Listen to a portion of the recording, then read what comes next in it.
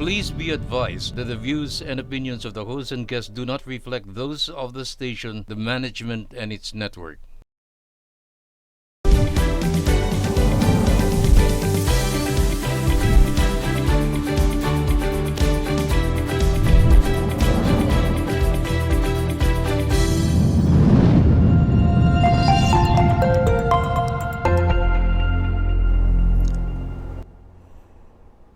Good day to all of you and to our valued KKK viewers at mga kanegosyo. Ito po si Cha Suzara.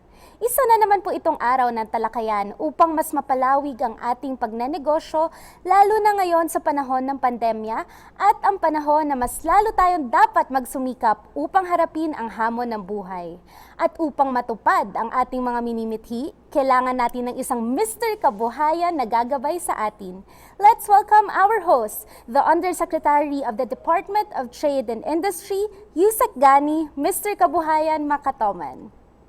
Magandang araw po sa ating mga televiewers. Ito po si Yusek Gani Makatuman mula sa Department of Trade and Industry na makakasama ninyo sa pagtuklas ng iba't ibang paraan upang mapalaganap ang ating negosyo at umasinso ang ating buhay. Dito lang yan, sa Kabuhayang Kayang-Kaya or Since the implementation of the community quarantines, small businesses continue to be affected by business closures, certain operating hours, reduced workforce, and continuous expenses. All these business challenges have resulted in unstable cash flow and income losses.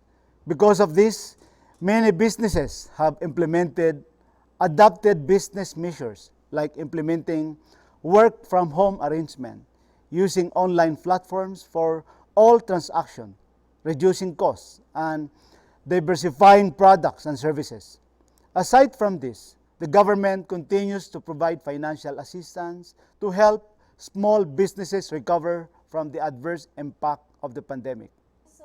Uusapan naman po natin ang iba't ibang loan assistance from DTI para sa ating mga negosyante. At upang tayo po ay mas mabigyan pa ng impormasyon, atin pong i-welcome si DTI Regional Operations Group Undersecretary Blasila Lantayona na makakapanayam po ni Mr. Kabuhayan via Zoom. Welcome po sa KKK, Yusek Bless. Magandang araw po at ngayong episode ay pag-usapan natin ng iba't ibang loan assistance at saka pati na rin siguro doon sa bagong negosyo center, no? At para po para mabigyan ng impormasyon ang ating dito sa Kabuhayang Kayang-Kaya, gusto ko pong i-welcome ang aking idol, Lodi, ang tawag namin dito po sa Department of Trade and Industry, Undersecretary for Regional Operations Group, Yusek Bless. Kumusta po kayo? Welcome po dito sa Kabuhayang Kayang-Kaya.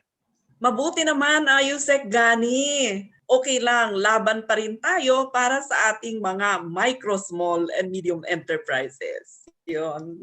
Opo, alam niyo po, Yusek Bless, dito po sa programa natin na KKK, ang dami-dami pong nagtatanong sa amin dito sa mga loan assistance natin from DTI through SB Corporation. At gusto ko pong kumusta na po, ano ba itong mga loan assistance natin at sino po yung mga target borrowers natin, magkano po ang maaaring hiramin ng ating mga MSME dito, Yusek Bless. Okay, so Yusek Gani, gusto ko lang ipaalam sa ating mga nanonood at nakikinig na yung ating programa, financing program ng ating SB Corporation ay nandyan na yan siya kahit na nung wala pang pandemya. Yusek Bless, sino po ba ang mga target borrowers natin at magkano po yung maaring hiramin ng ating mga MSME? Ang ating mga target borrowers dito, Yusek Gani, sa ating P3 or Pondo sa Pagbabago at Pag-asenso, ay ito talagang mga maliliit na mga negosyante natin, kagaya ng mga market vendors association, mga market vendors, no? At saka ito mga stall owners na usually pinapatronize nila ang ating mga 5-6 na financing program. At ang kanilang pwedeng mahiram ay about mga 5,000 to 200,000 at meron naman silang pwedeng puntahan, no? Like ang ating mga microfinancing institutions na ipinasa ito ng SB Corporation sa kanila kasi sila yung may mga network doon sa mga baryo-baryo, sa ating mga munisipyo, sa ating mga syudad. At they can approach itong ating mga microfinancing institutions. For example lang, para malaman nila itong ating RFC, itong ating tinatawag na Taytay sa Kauswagan at Incorporated, at Correct. itong MASTEC. Pwede nilang i-approach ito. And ang interest rate nitong financing program na ito, Yusek Gani, ay 2.5% ang interest natin. So depende sa kakayahan nila na magbayad, pwede silang humiram ng 5,000 pesos to 200,000 pesos. At itong pondo na ito ay pwede nilang gamitin para palaguin pa ang kanilang negosyo. So parang pangkapital na ito, Ayun. additional na mga kapital. Ayun, kasi po dito sa programa natin sa KKK yan, madalas itanong yung mga pautang natin sa SB Corporation under your leadership. Ang dami-dami rin pong nagpapasalamat na talagang natulungan ang inyong programa po, Yusek. At gaano naman katagal ang proseso ng loan application, ma'am? Madali lang itong ating loan application. Matagal na siguro yung 1 buwan bago ma-process ito. I-submit lang nila yung filled up na application form, Yusek Gani, at saka kung meron silang DTI business name registration, valid na ID, at saka yung barangay clearance. Kamakailan lamang po ay idinaos yung launching ng Negosyo Center online portal. Ano po ba ang pinagkaiba nito sa physical negosyo centers at paano po ito makakatulong sa mga MSME natin, Yusek Bless? Tama yan, Yusek Gani. Meron na talaga tayo ngayon Negosyo Center online portal. So ang ibig sabihin nito, Yusek Gani, ang ating Negosyo Center 24/7 na pwede nating ma-reach, no? At ano talaga, hindi lang sa region, hindi lang sa probinsya, kung hindi global na siya, Yusek Gani. Meron tayong mga physical na mga negosyo centers kung saan pupunta doon ang ating mga business counselors na nandoon. Dito ngayon, kung hindi sila makakalabas ng bahay, they just go and access itong ating link para sa ating negosyo center online. At sasabihin ko kung ano ang link nitong ating negosyo center online, no? Ito ay DTI Negosyo Center.online. Or pwede din silang pumasok doon sa website ng Department of Trade and Industry, www.dti.gov.ph. Dito, Yusek Gani, makukuha nila ang mga assistance. Halimbawa, live chat sa ating mga business counselors. So, hindi sila pupunta doon, magtatanong sila, paano ba mag-register ng ating business name? Paano ba kumuha ng Bambi Certificate of Authorization? Ano ba ang market sa ganitong produkto? So, pwede silang live chat. And meron ding mentoring online. For now, meron na tayong nakapasok na mga 11 mentors and the number is increasing. Nagkakampanya tayo ngayon ng ating mga mentors, no, na pwedeng mag-advise, magbigay ng business advice based sa kanilang mga experience na actual sa ating mga nagtatanong na mga micro, small, and medium enterprises. And meron pa tayong portal itong ating negosyo center online, no? So, halimbawa, how to register a business. Meron silang makikita diyan ng mga live, ng mga video. Paano ngayon kumuha ng BMBE, Certificate of Authorization? Makikita din nila 'yan. Paano ano ba ang kailangan para mag-invest? Ano ba ang kailangan para mag-invest sa kakao? Meron yang mga ganyan na mga tutorial na mga video. Plus, makikita din nila doon kung ano-ano ang mga schedule ng ating bagsakan, ano ba ang schedule ng ating mga virtual trade fair, ano ba ang schedule ng ating mga seminars. Mayroon po ako napasyalan na negosyo center natin na Yusek Bless dyan sa Muntinlupa, talagang napaka-efficient. Ngayon, 24 hours a day, 7 days a week, talagang nasasagot nila yung mga inquiry ng mga kababayan natin patungkol dito po sa pagninegosyo. Tama yan, Yusek Gani. And yung nilaunch natin yan last June 1 lang. So nandoon si Secretary Mon and he really emphasized kung ano yung importance nitong ating negosyo center. Imagine meron na tayong 1,187 negosyo centers. Wow. And 95% nitong ating mga negosyo centers ay located sa ating local government units. Nandoon sila. And meron pa tayong online ngayon. So napaka-efficient na yung access. Kung magtatanong yung ating mga maliliit na negosyante, they really can go dito sa ating sinasabi natin na website, no? dtinegosyocenter.online. So, itry mo rin yan, Yusek Gani, Yes. para ma-recommend mo sa mga ating mga maliliit na negosyante na nakakasalamuha mo, lalong-lalo na sa Mindanao. Tama yan, Yusek Bless, at dito po sa programa natin, maraming nagtatanong dito talaga sa Negosyo Center online portal ninyo sa ROG. Kasi talaga naman very efficient po yan at kaya nga po ngayon ay tinanong ko rin sa inyo. At gusto ko rin itanong sa iyo, Yusek Bless, kumusta naman po yung kalagayan ng mga shared service facility projects natin? Ano po ba ang industriya ngayon na talagang natutulungan ng mga SSF project natin na Yusek Bless? Yeah, ang ating shared services facility na project, tuloy-tuloy pa rin, Yusek Gani. In fact, ngayong 2021, meron din tayong nakalaan na pondo sa negosyo center, sa ating SSF, no?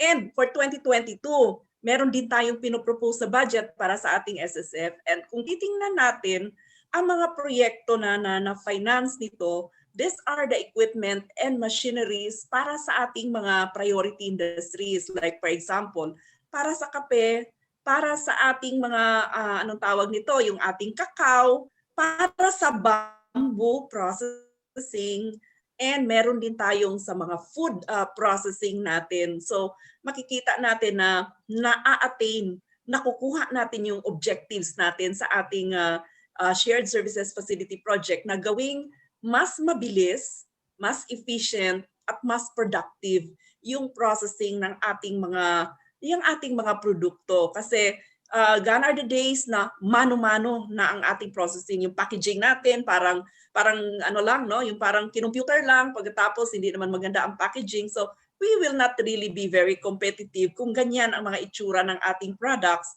at kung matagal ang pagproseso ng ating mga produkto. So ngayon, meron tayong tinutulungan na mga industriya. Like for example, in Metro Manila, marami tayong mga industriya na natutulungan lalong-lalo na sa food processing at saka sa ating tinatawag natin na footwear industry in Marikina. Kasi we have really invested a lot, no, doon sa shared services facility para mas ma-modernize at maging efficient yung processing natin ng ating mga produkto, including Yusek Gani yung packaging. Kasi meron tayong mga shared services facility addressing the packaging aspect ng ating mga produkto. Plus, meron din tayong finance sa ating shared services facility na tinatawag natin na mga fabrication laboratories.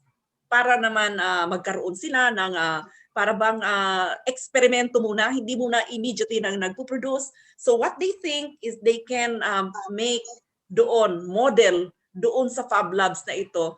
And sa Fab Labs natin, ang ating mga kapartner dyan are the state universities and colleges kasi sila yung merong malakas sila sa aspeto ng research. Yun ang ating and then ang ating lang kondisyon sa kanila ay dapat available ito sa ating mga micro, small and medium enterprises sa kanilang lugar. Alam nyo, Ma'am Yusek Bless, ang Mindanao State University po ay nagpapasalamat sa inyo, no? Through their president, talagang masaya sila doon sa ibinigay ninyo na SSF project po, yung Fab Lab ng MSU doon sa Marawi, at meron din pong isang ano doon, cooperative doon na nabigyan ninyo ng sa cacao naman, Abaka pala, sorry, sa Abaka, at nagpapasalamat sa kanila sila dahil napakalaking pakinabang doon sa kooperatiba nila, particularly doon sa Butig Cooperative, at doon naman sa Fab Lab ay ang Mindanao State University, at pinaparating nila po sa inyo na nagpapasalamat talaga sila. Very talaga nakinabang yung mga kooperatiba doon na nakinabang doon sa search service facility, at ngayon may request na naman yung Lanao del Norte naman na gusto nila doon sa Abaca rin, gusto nila ma-replicate yung very success story po ng project ng SSF under ROG Yusek Bless. Nagpapasalamat din kami sa inyo, Yusek Gani, dahil para bang you help us really identify kung sino yung karapat-dapat nating bibigyan ng mga SSFs, no, lalong-lalo na sa Mindanao. And if they want additional support, no, doon sa kanilang existing SSF na meron pa silang tingin nila kulang na mga makinarya, then they can always apply for additional. Para naman sa mga bago, like sinabi mo na sa Lanao del Norte gusto nila ng SSF on Abaca, they can always apply sa ating probinsya, kasi ang probinsya natin, they will be the proponent, and that will be evaluated by the Regional Technical Working Group na naka-base naman sa regional office. At kung malaki itong project na ito na more than 10 million masiguro or 5 million, that will be evaluated by the National Technical Working Group na nandito ngayon sa head office. But pasalamat kami na ang ating mga shared services facilities ay na-appreciate talaga ng ating mga MSMEs natin, Yusek Gani. And I know, katuwang namin ang opisina mo, lalong-lalo na sa Mindanao, para maipalaganap natin ito. We need more talaga ng mga beneficiaries, no, and projects para dito sa ating SSF. Alam niyo po, Yusek Bless, nakalimutan ko rin na iparating sa inyo, napaka-successful yung halal slaughter project natin diyan sa Tanawan, Batangas. At talaga nagpapasalamat yung mga cooperator natin doon, lalong-lalo na yung recipient natin, yung LGU Tanawan City, at napakalaking bagay po daw sa kanila yon. At sana rin, ngayon ang problema ko, yung mga ibang LGU ay nagre-request na magkaroon din sila ng halal slaughter. Alam mo naman, maganda yung takbo ngayon ng halal industry natin, kaya ito ay pinaparating ko rin sa inyo, Yusek Bless. Maraming salamat, Yusek Gani, no? And we are very happy na yung ating nabigyan ng SSF sa halal, they were really able to use it. And I am looking forward to your recommendation kung sino-sino pa itong mga gustong mag-avail ng SSF para sa halal. Kasi we really understand, no, na napakalaking opportunity para sa Pilipinas na maging big player dito sa ating halal industry. Napakalaking industry ito. At sa pamamagitan mo, dahil ikaw ay close sa industry na gusto talagang i-promote itong halal, sa pamamagitan ng opisina mo, probably you can direct us and tell us kung sino ito, mga gusto at ano-anong mga project. We will be very glad, to assist them, because these are the products of the future. Alam natin na ang halal ay hindi lang para sa ating mga brothers na Muslim, pero ang halal is, ang sabi nila, di ba, a way of life. It is very clean. It is open to everyone. And I am really shocked, no, na napakalaki ng potential market na ito. So, Yusek Gani, ako ngayon ang magsasabi sa iyo na please tell us kung sino itong mga interesado, no? Kasi pag galing sa iyo, ang ibig sabihin niyan, okay na kami. Kasi galing yan sa iyo eh. In-assess mo na yan. Tiningnan mo na ang mga potential niyan. At sila talaga ay mahihiya naman sila kung hindi nila ipatakbo ng maayos itong SSF. Kasi ikaw yan eh. Ikaw ang nag-recommend. Ikaw ang nag-identify. So, kumbaga, pag galing sa iyo, Yusek Gani, nakasandal na kami sa pader. Maraming salamat, Yusek Bless. At alam niyo po, mayroon tayong may programa tayo bukas doon sa turnover naman ng mga mobile rice mill doon sa Camp Tarapanan. Ito po yung intervention ng DTI at saka OPAP doon sa Intercabinet Cluster Mechanism on Normalization. At maraming salamat po kasi yung Region 10 natin at saka Region 12 natin ay talagang very active sa partnership po ng special concern. Kami po ni ASEC Amina at yan ay nagpapasalamat din po kami sa inyo, Yusek Bless. Alam niyo po, kayo ang iniidolo namin and it's an honor to have you as a guest dito po sa Kabuhayang Kayang-Kaya. Baka po mayroon kayong panghuling mensahe po para sa mga taga-subaybay ng KKK, Yusek Bless.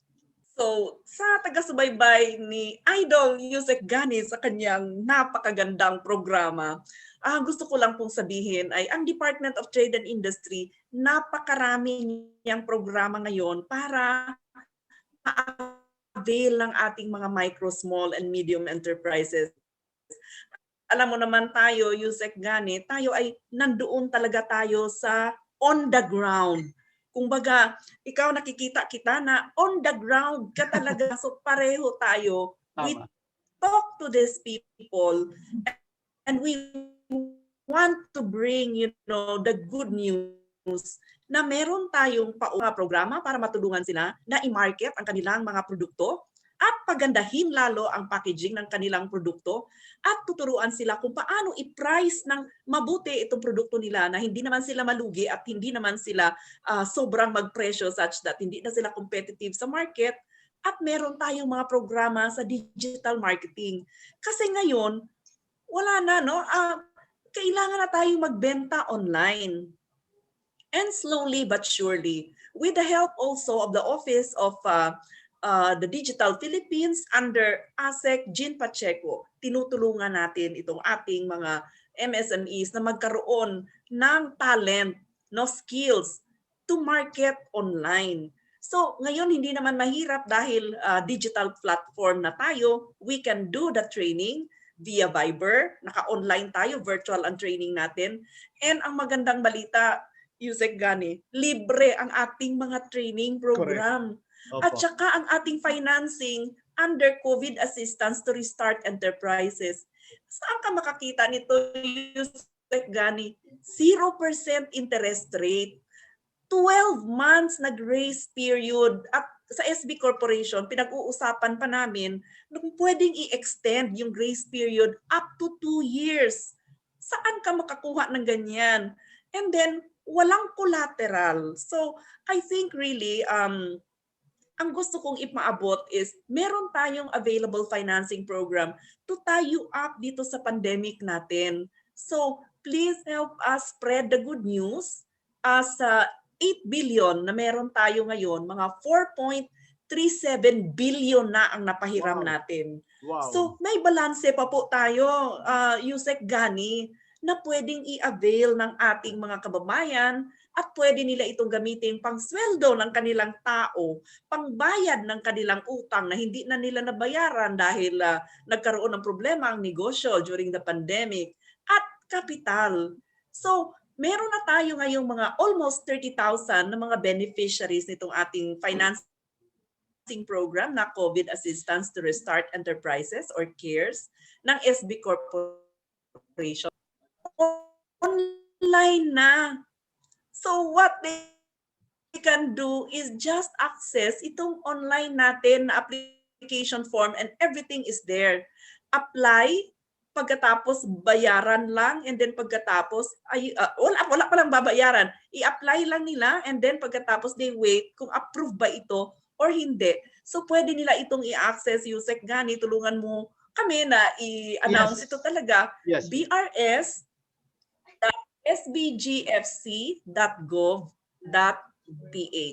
So yun lang, napaka-easy ng natin. Siguro na ano man tawag yan, hindi naman sila natatakot kung hindi, nahihiyang mag-approach sa mga opisina ng gobyerno. Opo. Pero ngayon, pag online na, pwede na talagang they can apply. And less than 1 month ang processing, Yusek Gani. They will get an answer kung approve ba ang kanilang loan o hindi. Yun ang pinakamagandang balita para sa ating mga MSME, Yusik Bless, kami po ay nagagalak dito sa KKK sa inyong oras. Maraming salamat po sa inyo, Yusik Bless. Maraming salamat din Yusek Gani at good luck din sa inyo.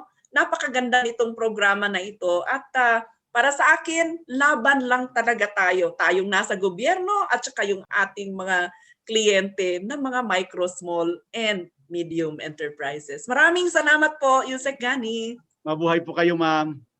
Magbabalik po ang Kabuhayang Kayang-Kaya.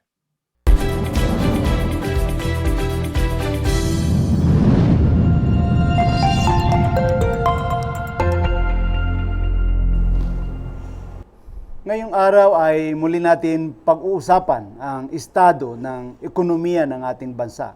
At upang mabigyan tayo ng mga updates, makakasama natin ngayon sa studio ang PhilExport President, ang father of the Philippine Export President, Sergio Ortiz Luis.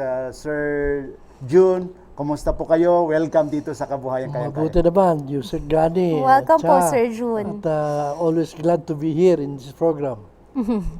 So, kumusta po ang kalagayan ng ating ekonomiya? Ano po ba ang mga outlook na nakikita ninyo? Okay ba ang takbo ng ating ekonomiya, Sir June? Doon sanang bago tayo mag-lock down uli nung March, medyo nakikita na namin yung gradual development of the economy, ano? Pero bigla na lang na-reverse uli nung ngayon, lahat ng projections medyo masama eh. Even yung projection ng World Bank, medyo mabigat yung nahuli tayo, minus 4.5 yata Yes, this year. Samantala yung mga ating mga kasama sa ASEAN, nasa mga less than 1%, no? 0.5% ang negative nila. Ang Vietnam, I think, is positive 4.5%, no? Ang projection. So, at yung labor natin, umatras din noong April, no? Ang employment, no? Nadagdagan ng medyo malaki yung unemployed. Ngayon naman, sana unti-unti nang mabalik yun, no? Apo. Mabuti naman ang ating mga economic managers, tuloy-tuloy ang pagtutulak nila doon sa the right way to open the economy, ano? Dahil hindi naman na-i-open yung economy kung hindi mo naman bibigyan ng kita yung mga establishmento at hindi mo naman bibigyan ng trabaho yung mga tao, no? Kaya nga siguro, ang sinasabi nga namin, hopefully, although sumama yung ating chance na makarecover, siguro, pagtulong-tulungan na lang natin na mabuksan yung ekonomiya in the proper way, no? At sana naman yung mga agency na nagkasama sa pagpapatupad ditong like yung Department of Health, tsaka yung Department of Transportation, sila yung critical eh. Yes. Dapat sana, handa sila. Sa totoo lang, kung tatong handa ang Pilipino, pero kayo ba handa? Unang-una, for instance, marami even before nung Marso, nung nag-execute ECQ po. GCQ tayo. GCQ, opo. Nag-survey kami sa PhilExport, ano? At ang bakit ba ang exporter allowed na 100%? Bakit ang kadabihan 30%, 50%, ano? Maraming rason, pero one of the biggest reason that they are saying is ang hirap ng mass transportation, hirap ang mga tao. Hindi naman lahat pwede work from home, ano? At yung mga kumpanya naman na nagsashuttle, napakagastos. Yung iba, sige, magrenta na lang kayo, grupo-grupo kayo. Alam mo ba, lumalabas yung saan namin, 500 per person per day. Yes. Ang gastos transportation para lamang, makapasok lang sa opisina. So, sino naman mga kumpanyang maliliit na pwede ron, no? Yung malalaki, okay yun. So, no wonder yung mga maliliit na kumpanya tuloy-tuloy nagsara. So, ang daming ang project na pinagmamalaki ng DOTR, no? Pero bakit ba yung basic na basic para makatulong sila sa bayan? Eh, yung transportasyon dito sa NCR and Babol, eh bakit ba hindi ma-solve? Opo. Noong isang taon, sumulat kami, mga businessmen, sinabi na namin, isa sa suggestion namin, bakit ba hindi buksan lahat yung transportasyon na tumatakbo pre-COVID? No? Tanggalin mo na yung mga kolorong, tanggalin mo na yung not roadworthy, tanggalin mo yung mga hindi makasunod sa protocols. Ano? Kulang pa rin yun kahit patakbuhin mo lahat dahil sa social distancing. You know? Correct, correct. Kukulang pa rin yun. Eh, hindi naman ginagawa eh. Ang natupag yung modernization ng jeep, modernization ng bus, yung pag-aayos sa ESA, whatever, at saka yung mga ibang project, no isang beses ka na, in frustration, narinig ko yung presidente presidente ng chairman ng KMU, si Elmer.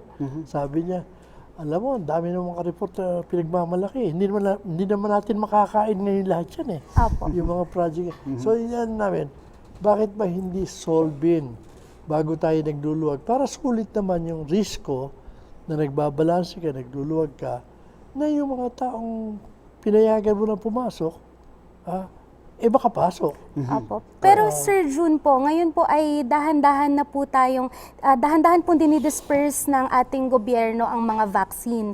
At we're very happy to know na medyo siguro po mga 40% ay nakapag-vaccine na. So I'm very sure po na makakatulong din po ito sa ating ekonomiya. Pero kamusta na po ba ngayon ang pagtakbo po sa pag-disperse ng Good news talaga yan. vaccines? Alam mo, kami sa private sector, marami sa amin nagkusang bumili, no? Yes, yes. At our expense na hindi pababayaran sa tao. Dahil noon pa, iniisip na namin na yung mga tao ng mga workers, frontliners namin yan, economic Correct. frontliners. Economic, At oo. sila mismo lumalapit sa amin na, sir, bakit naman tayo last priority? No? Lalo kami sa export, no?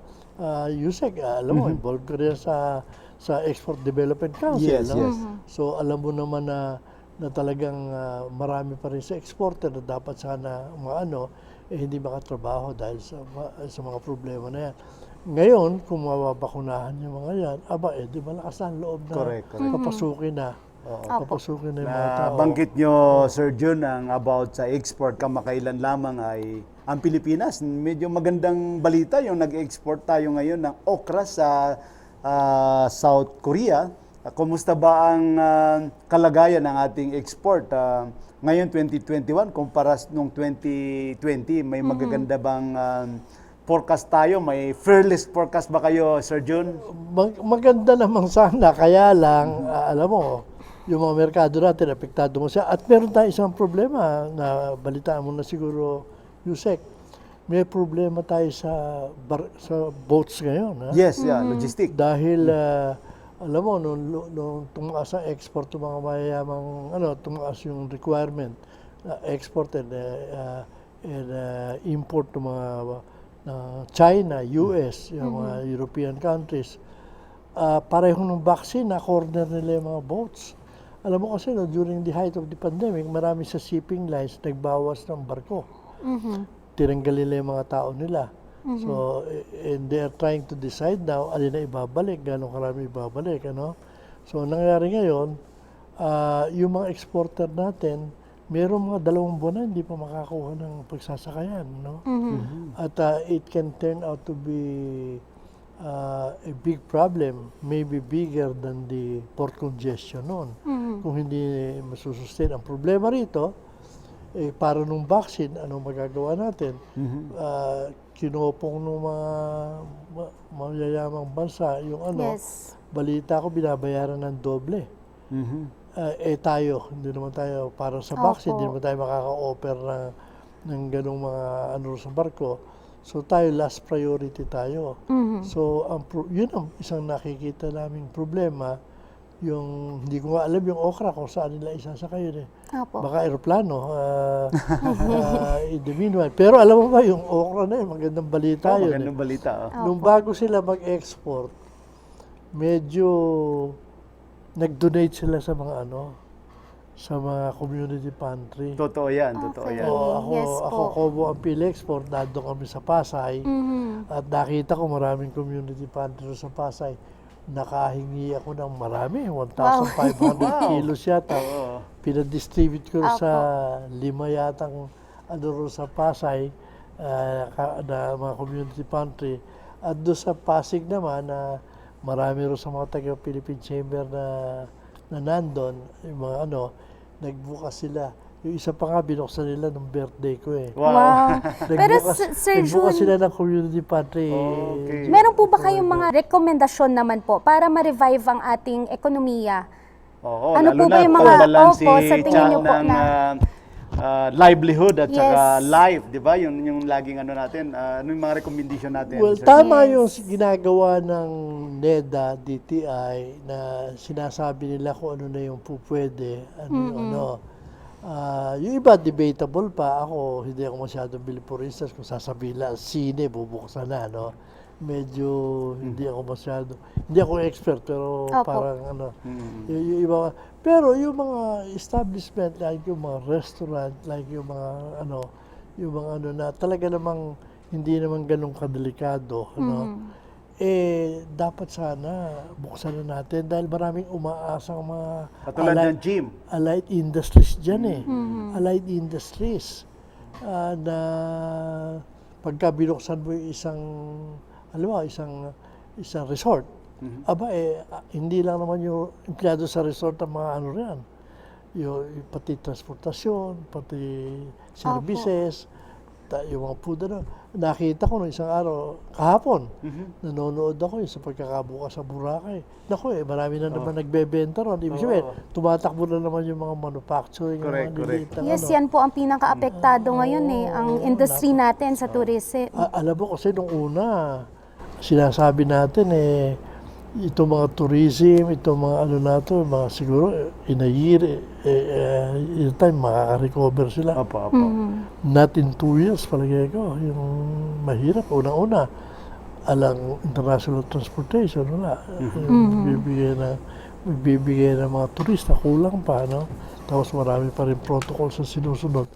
Pero, dapat talaga yung maliliit na negosyo, mabuksan. Dahil yan they employ about 60%, 65% pa yung MSME. So yun din po ang recommendation nyo, Sir Jun, yung mga ibang sektor ay mabuksan na rin. Oo. Para talagang tuloy-tuloy yung pag-recover. Yun nga lang na antala nung nagbalik tayo sa ACQ, no? Yes po. Miss Cha. So, ano po ba ang mensahe natin sa mga negosyante ngayon na medyo Nawawalan po ng ng pag-asa. Sir Jun? Well, maraming tulong na hinihanda ang gobyerno. Although, masasabi natin hindi sapat. Kahit paano meron. No? Lalo na yung maliliit. Itong hopefully, kung mapapasa yung mga bayanihan 3, meron na namang ayuda sa mga lending sa at sana kung magtutuloy-tuloy na yung ating itong vaccine at medyo luluwag-luwag na, hopefully yung mga nawawala ng pag-asa, mag-isip-isip kayo. Correct. Sayang naman. Hindi naman tayo forever na walang ginagawa. Hanap din kayo ng Correct. mapapagkitahan eventually. Ba't di pa nyo subukan balikan yung ginagawa nyo? No? Yes po. Alam na nyo yan. Correct. At meron namang mga tulong na kung alam mong humanap, meron ka namang malalapitan. Maraming salamat sa iyo, Sir Jun, sa oras ninyo. At Thank you so kulang much. na kulang pa rin ang ating talakayan. At sana sa susunod ay masamahan niyo po kami uli, Sir Jun. Ay, nako, always glad to be here. Alam kong itong ganitong programa, malaki na itutulong sa ating bayan. Maraming salamat po. Thank you so much Sir po, Jun sir. Ortiz Luis, Presidente po ng PhilExport. Magbabalik po ang kabuhayang kayang-kaya.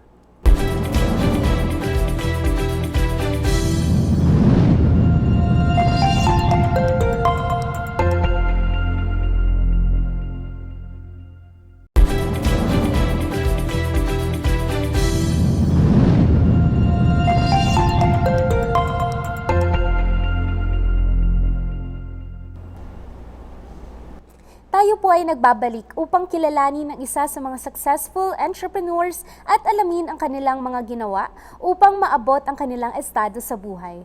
Let's welcome Mr. Emmanuel Mariano of Acaba na gumagawa ng bags and luggages. Kamusta po kayo? Thanks for having me. Good morning. In a really good mood and nice to finally meet you guys.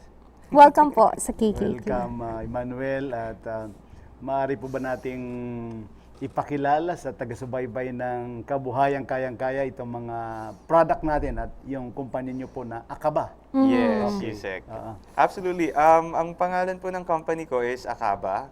It's an Ilocano word, ibig sabihin okay. malapad. So you pronounce it as Ilocano. Acaba. Acaba. Okay, okay. Okay. Ilocano word siya na malapad. Okay. I started my company and we make bags. Actually, bagong graduate ako noon.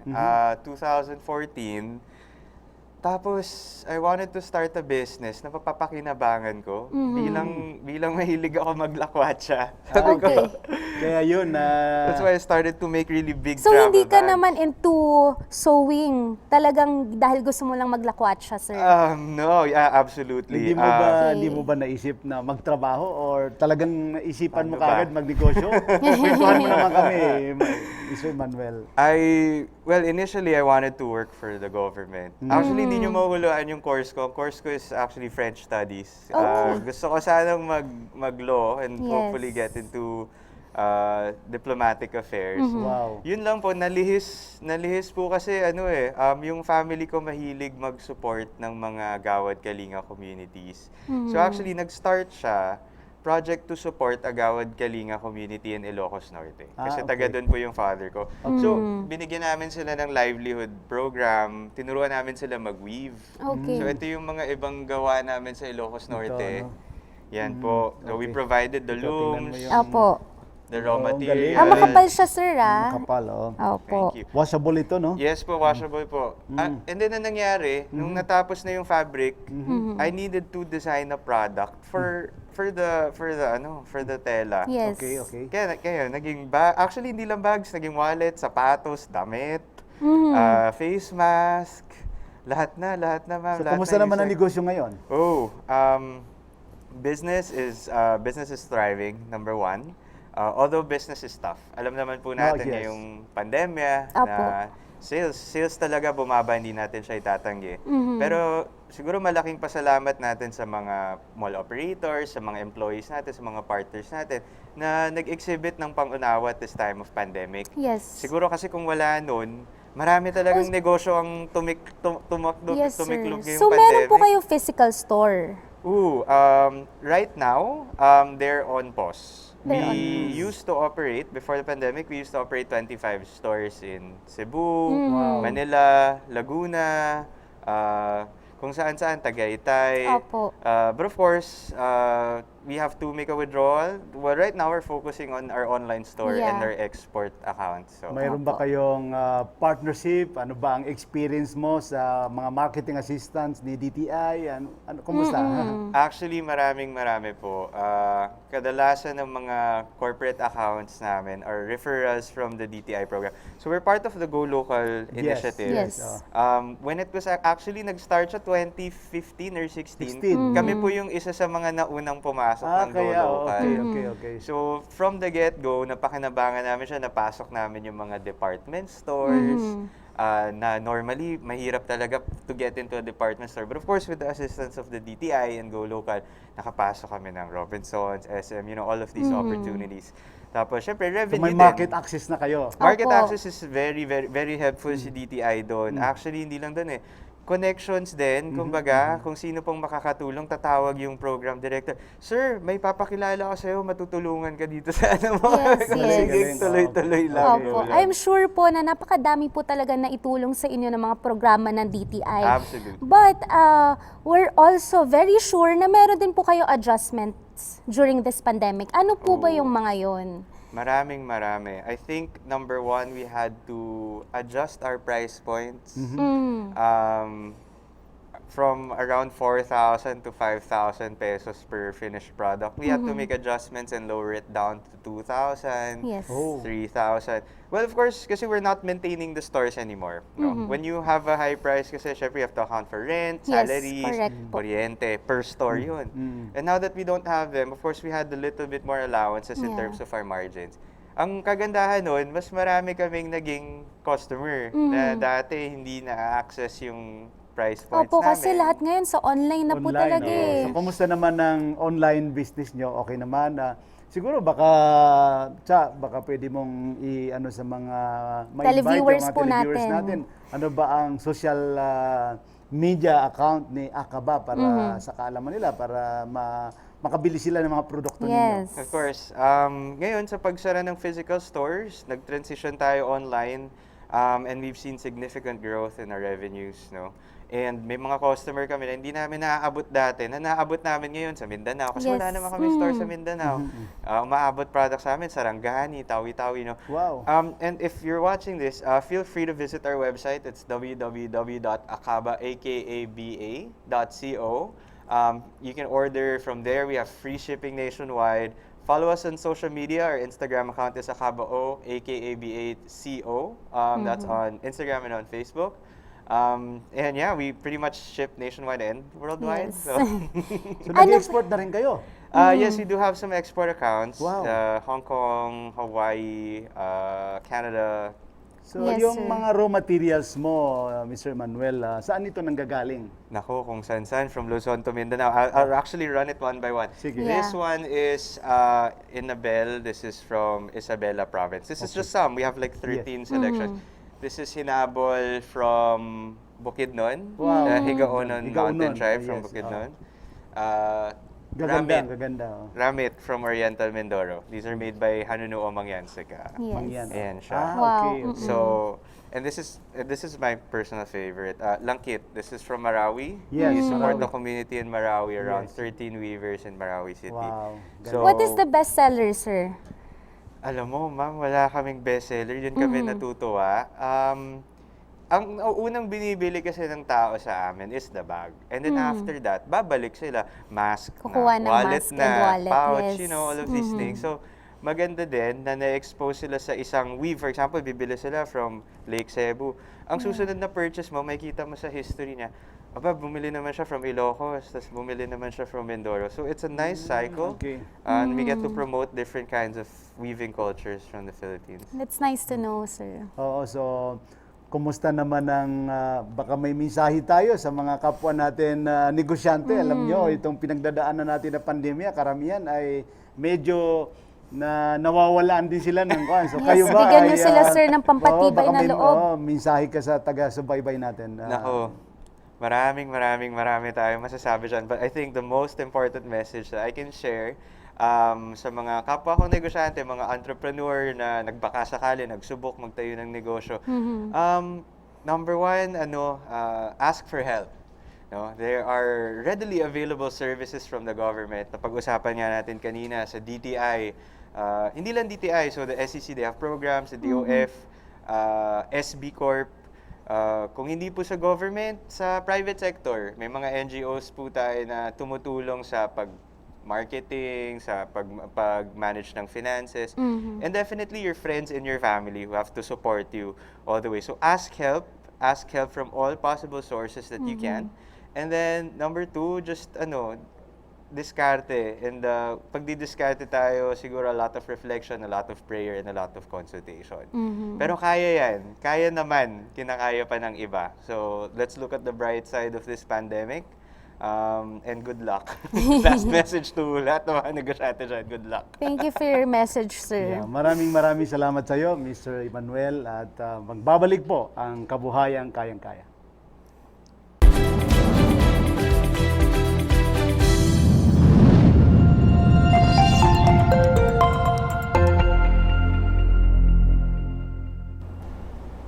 Maraming salamat sa ating mga panauhing pangdangal at sa ating mga MSMEs na ipagpatuloy ang laban upang maging matagumpay.